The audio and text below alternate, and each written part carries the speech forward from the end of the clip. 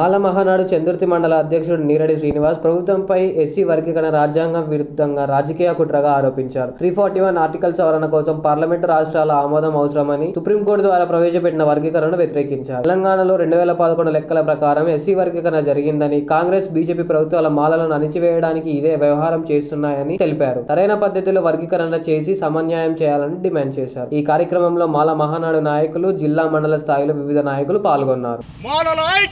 Congress down down Congress down down జై మాలా జై మాలా జై మాలా జై మాలా జై మాలా.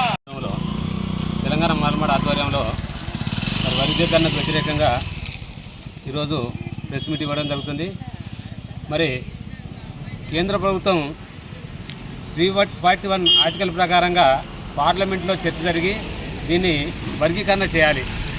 కానీ ప్రధానమంత్రి దొంగచాటున ఒక సుప్రీంకోర్టు ద్వారా ఒక దొంగ వర్గీకరణ బిల్లును ప్రవేశపెట్టడం జరిగింది.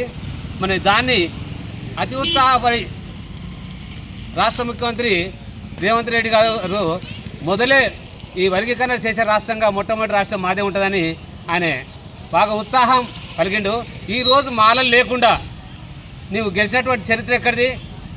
ఇలా మాలలంతా ఏకమై నేను ప్రభుత్వాన్ని ఏర్పాటు చేస్తే ఈరోజు మాలలకు అన్యాయం చేసేటువంటి చెట్టెక్కినాక కాటు పెట్టేటువంటి పరిస్థితిని తీసుకొచ్చేటువంటి రేవంత్ రెడ్డి గారు మీరు వెంటనే ఉపసంహరించుకొని ఈ వర్గీకరణ ఆపాలి. చందుర్తి మండల కేంద్రంలో తెలంగాణ మాల మహానాడు ఆధ్వర్యంలో మరి నిన్న జరిగినటువంటి మంత్రివర్గ సబ్ కమిటీ సందర్భంగా ఏబిసిడి వర్గీకరణ చేస్తున్నాము, ఇది సోషల్ జస్టిస్ అని చెప్పేసి గౌరవ ముఖ్యమంత్రి గారు చెప్పడము, ఇది మేమంటున్నామంటే నిన్నటి రోజు దుర్మార్గమైన రోజు.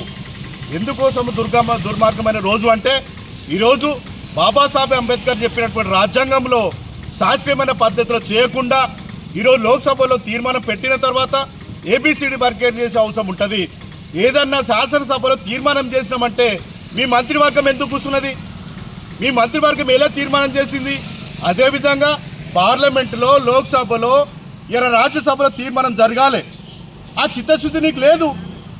ఏమంటున్నామంటే నాకు ఫుల్ మెజార్టీ ఉంది, నేను తీర్మానం చేసిన ఈ అయ్యా బతుకుండ్రి.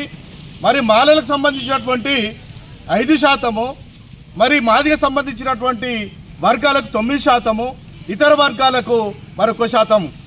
మరి ఈ విధానం అనేటువంటి ఈ లెక్క కరెక్ట్ కాదని చెప్పేసి మరి నువ్వు మార్చుకో. నీ ఇంకా 4 సంవత్సరాల తర్వాత మరి ఎలక్షన్లు ఉన్నాయి, అప్పుడు నీ రాత మారుతామని చెప్పి చర్చిస్తూ ఉన్నాము. అదేవిధంగా చూసినట్టయితే మరి ప్రేరితమైనటువంటి ఏబిసిడి వర్గీకరణ ఎలా అంటే మరి గౌరవ ప్రధానమంత్రి మరి చాటుమాటుగా పోయి మరి చంద్రచూడ్ గారికి ఏబిసిడి వర్గీకరణ చేయి, నీకు సపోర్ట్ చేస్తామని చెప్పేసి.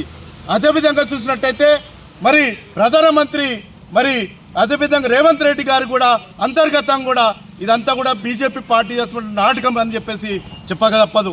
ఒకటే చెప్తా ఉన్నాం, భవిష్యత్తులో మాలలు ఊకునే అటువంటి వ్యక్తులు కాదు, రేపు దమ్ము ధైర్యం ఉన్నది ఎత్తుకునేందుకు ఆ విషయాన్ని గ్రహించాలని చెప్పేసి మనవి చేస్తూ ఉన్నాము.